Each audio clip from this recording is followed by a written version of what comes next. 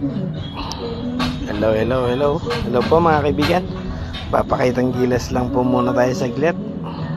Dahil meron tayong order. Papadala natin yan sa Cebu. Yung order sa atin ng Towhitchin Motor Carrier. Kahit bagyuhan na.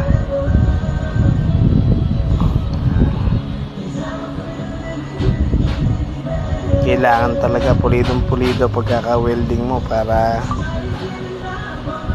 makita ng kliyente yung quality ng pagkaka-welding. Kasi tayo fabricated, kaya dapat malinis.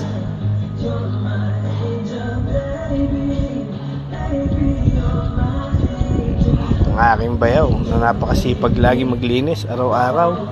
Shoutout nga